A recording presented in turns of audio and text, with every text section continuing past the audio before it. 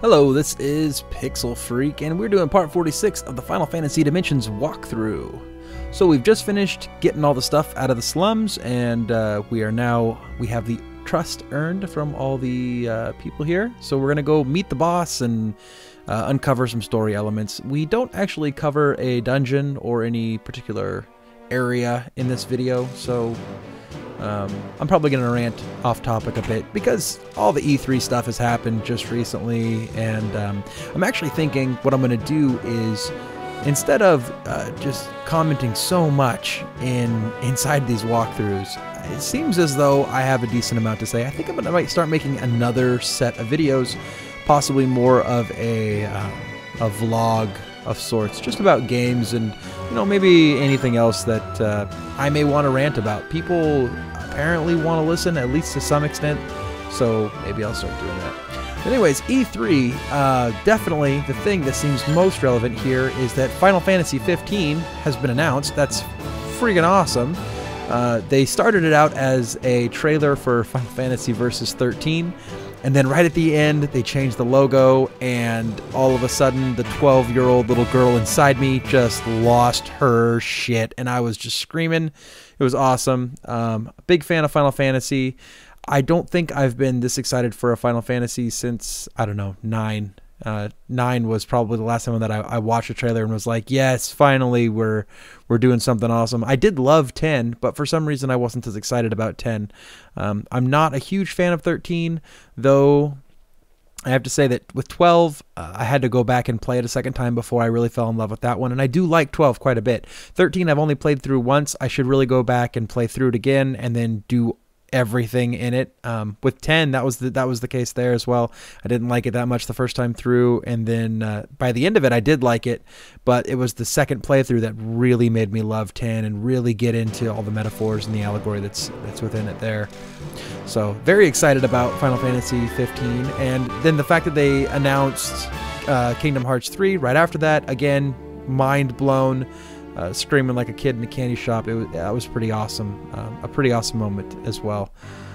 That was happening during the PS4 piece of the press conferences, and I have to say I'm actually going to back PS4. I was a PS3 backer to start, and since then I fell in love with my 360. I've got them both, and I have a Wii as well. But I went into this next generation and this set of press conferences realizing that I probably wouldn't go out and buy all of the consoles. I was probably going to buy 2 of them, and Nintendo will probably be the second one. I was already kind of leaning a little bit on Sony, just because I always have been leaning kind of on Sony since the PlayStation 1. Nintendo,'s, you know, the always there type of console, but I never really buy that many Nintendo games just because they don't have that much third-party support. But I did tell myself that I was going to try to make a logical decision, and that I was going to look at this and say, well, if Microsoft fixes some of the anti-consumer practices they have currently, which they have a few with the 360, my 360 currently is the old 360, the big one, and I don't have a wireless adapter. I'm still using wired internet. I use a laptop and then I jimmy rig it to share the internet, but the adapter itself is still like $70 used or $70 new. It's way too much money. The online, you're really not getting a very good value for Xbox Live when you look at it versus the PS3. And I know that on PS4 you're still going to be paying for the multiplayer, but I think at this point now I'm kind of ready to accept that. Yeah, but also, like, you know, Netflix is behind the paywall. Why can't I watch Netflix on my 360 without a gold account? And I have to change the batteries in my controller, whereas PS3's controller is lithium-ion batteries inside of it. You know, the list just goes on and on. Oh, another one that really had bothered me this generation was the hard drives. Why? The proprietary hard drive in the Xbox 360 has zero value for the consumer. It was implemented strictly so that they could inflate the prices of their hard drives. All these reasons really irked me. I wanted to give them a fair shot and said, you know what, if they roll back some of these changes, become a little bit more open, just focus on the games.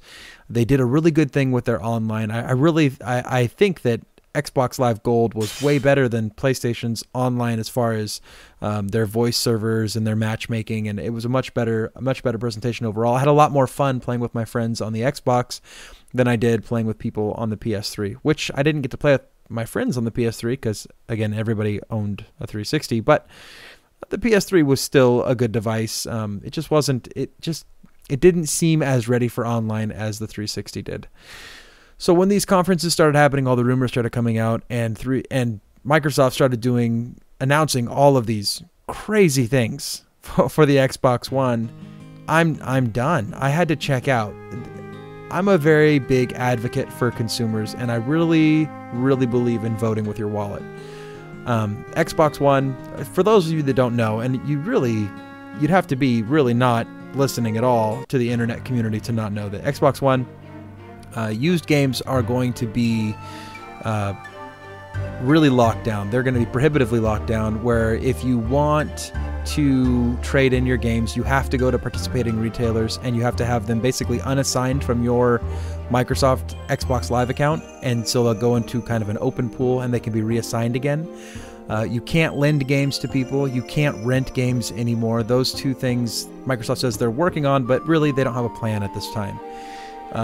You can give a game away, but once you give a game away, it can only be assigned to one other person, and once that's been done, it can't be given away again at all.